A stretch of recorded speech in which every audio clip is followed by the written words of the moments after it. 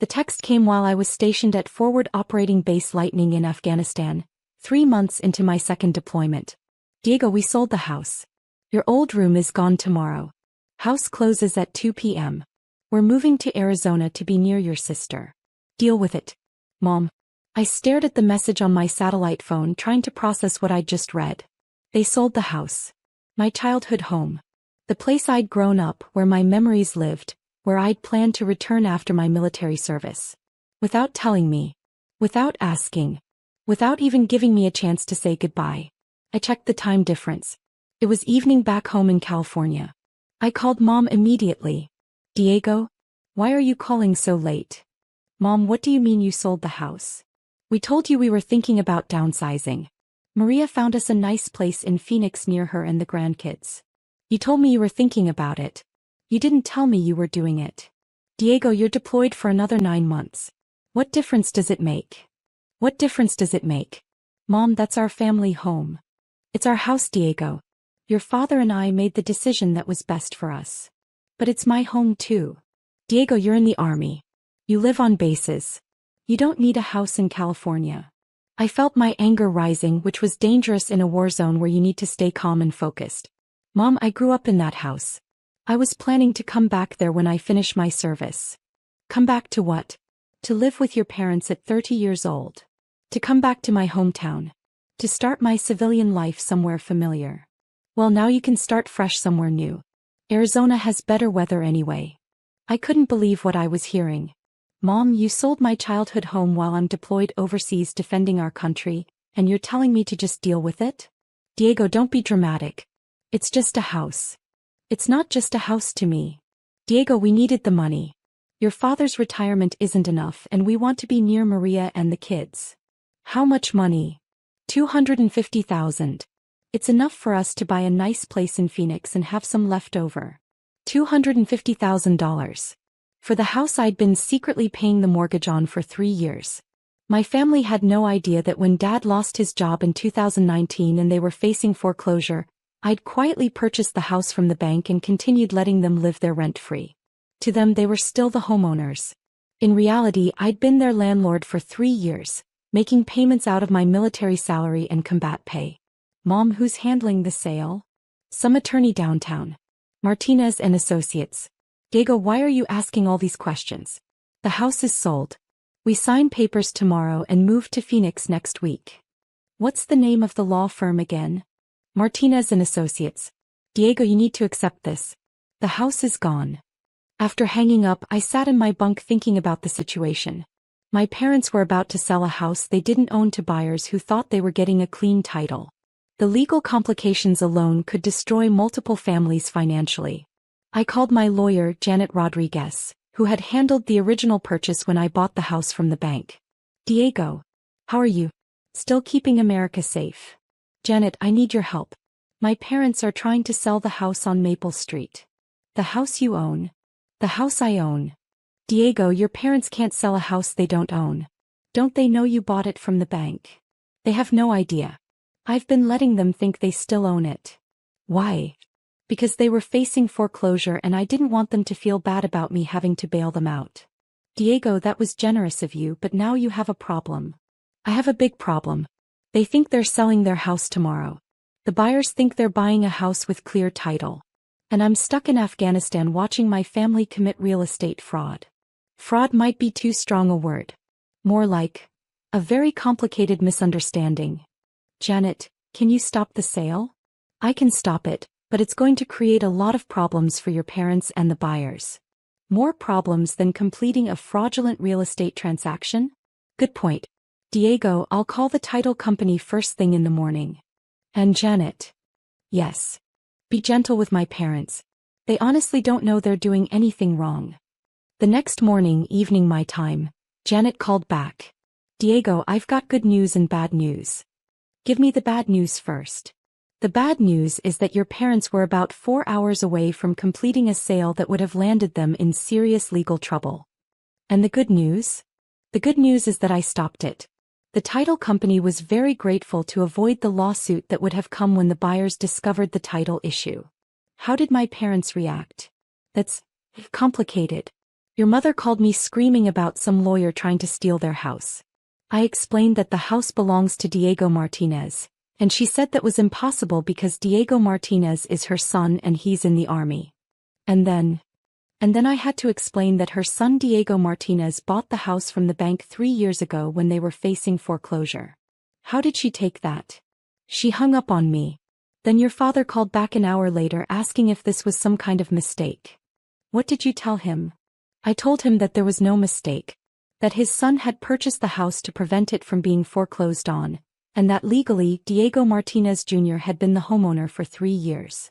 And he asked me why you hadn't told them. What did you say? I told him that was a question for his son, not his son's lawyer.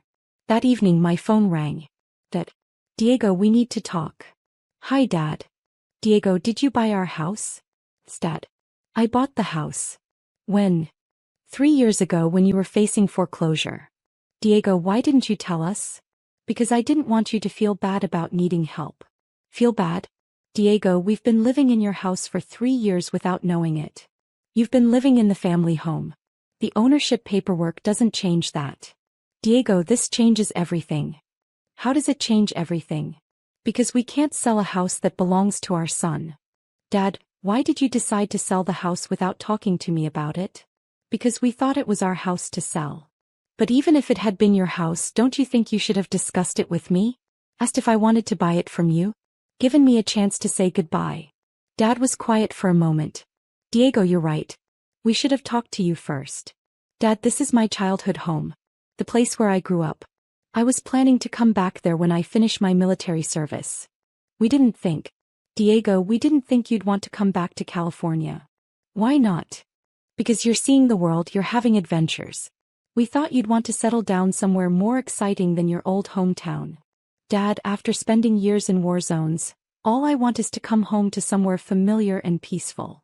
Diego, we made a mistake. What kind of mistake? We made a decision about your future without asking you what you wanted. And we didn't tell you we were selling the house because we were afraid you'd try to talk us out of it. Would I have tried to talk you out of it? Probably. And we would have listened to you, which would have meant staying in California instead of moving to Phoenix. And that would have been bad because Maria keeps saying we should move closer to the grandkids and we thought this was our chance. Dad, Maria's opinion about where you should live is more important than my connection to our family home? No, Diego. No, it's not. Then why did you make this decision without including me? Because we're stupid, Diego. Because we thought we were being independent and making our own choices, but we were actually just making choices that hurt our son. Mom got on the phone. Diego, I'm sorry about the text message. Which part of the text message? The deal with it part. That was mean. Mom, the whole text was mean. You told me you sold my childhood home in a message that was 3 sentences long. I know. Diego, I was feeling guilty about not asking you first, so I tried to make it sound like it didn't matter. But it does matter to me. We see that now. Mom, can I ask you something? Of course. If you had known that I owned the house, would you have handled this differently? Diego, if we had known you owned the house, we would have talked to you before making any decisions. But you should have talked to me anyway, even if you owned the house. Why? Because it's my family home too. Because I'm your son and I love that house. Because I've been deployed for 3 months and getting a text that says, your old room is gone tomorrow, felt like getting kicked in the stomach. Mom started crying. Diego, we didn't think about how it would feel for you to get that news while you're so far away. No, you didn't think about it. Diego, what can we do to fix this? I don't know, Mom. The buyers probably found another house. You probably told Maria you were moving to Phoenix. Everything is complicated now. Diego, we'll figure it out. How? I don't know yet. But Diego, we'll figure it out because we love you and we made a mistake. A week later, Janet called with an update. Diego, your parents want to have a family meeting about the house. A family meeting? They want to discuss what should happen with the property, now that everyone knows the real ownership situation. What are the options? Option 1. You sell them the house for fair market value and they move to Phoenix as planned. What's option 2? Option 2.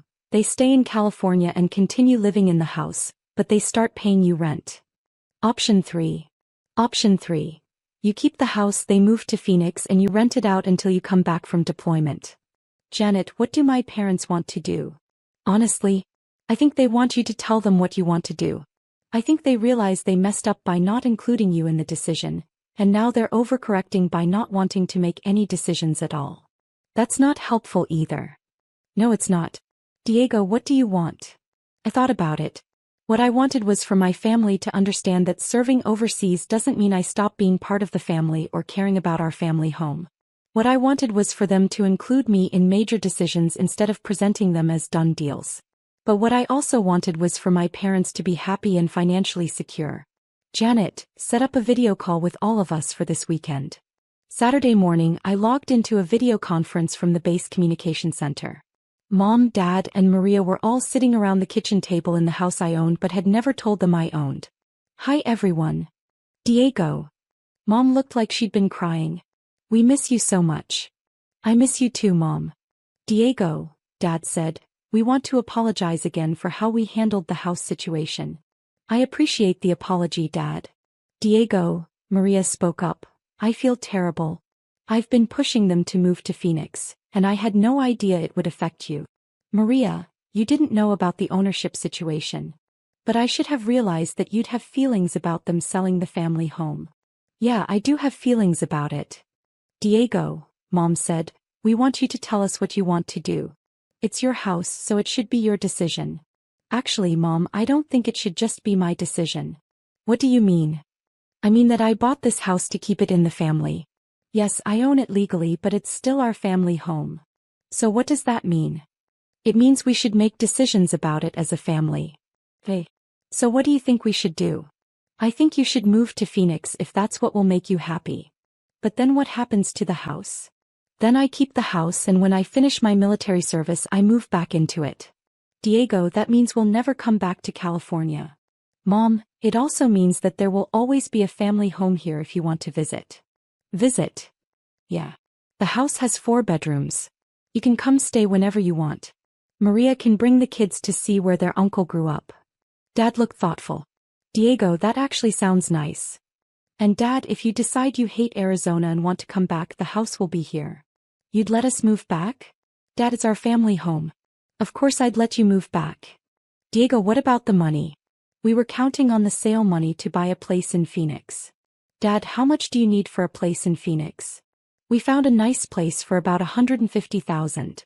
Hey, I'll give you $150,000 as a gift. Diego, you can't give us that much money. Why not? Because that's too generous. Dad, I've been saving combat pay for 3 years. I can afford to help my parents buy a house. But Diego, what if you need that money for your own house someday? Dad, I already have a house. I have our house. Mom started crying again. Diego, you'd really let us come back and visit? Mom, I'd love for you to come back and visit. I'd love for the grandkids to have sleepovers in their uncle's house. I'd love for Maria to see her old room. Diego, Maria said, I'm sorry I pushed them to move without thinking about how it would affect you. Maria, you want Mom and Dad closer to your family. That's not wrong. But I should have suggested they talk to you first. Yeah, you should have. But Maria, now they'll be closer to you and I'll have a connection to home. It works out. Diego, can I ask you something? Dad said. Sure. Why did you buy the house without telling us? Because you were facing foreclosure and I could prevent it. And because I knew if I told you, you'd feel guilty about accepting help. We would have felt guilty. And now we feel grateful. Diego, you saved our home when we couldn't save it ourselves. And you feel okay about me owning it? Diego, we feel proud that our son was successful enough to buy his parents' house when they needed help. 2 months later, my parents moved to Phoenix. They loved their new house, they loved being close to Maria and the grandkids, and they loved knowing they could come back to California anytime to visit their son's house that used to be their house. I loved knowing that when I finished my deployment, I'd be coming home to the place where I grew up, with all my memories intact and all my family welcome anytime. The house sale that almost happened taught all of us important lessons. My parents learned that being independent doesn't mean making major decisions without consulting family members who are affected. Maria learned that encouraging someone to move closer shouldn't mean pressuring them to cut ties with other places they love. And I learned that sometimes the most generous thing you can do is let people know when you're helping them, even if it makes them feel indebted to you. The text message that said, "Deal with it," became family legend, not because it was cruel, but because it marked the moment we all learned to deal with things together instead of making unilateral decisions that hurt people we love. When I got home from deployment 18 months later, the first thing I did was walk through every room of the house, touching the walls and remembering what it felt like to grow up there. The second thing I did was call my parents and invite them to come stay for Christmas. Not as former homeowners, but as beloved parents visiting their son's house that would always be their family home too. Sometimes the best way to own something is to share it with the people you love. And sometimes the best way to prevent your family from selling your childhood home is to already own it yourself. The house on Maple Street taught us all that ownership is complicated, but love is simple. And when you combine generous ownership with unconditional love, you get a family home that truly belongs to everyone who calls it home.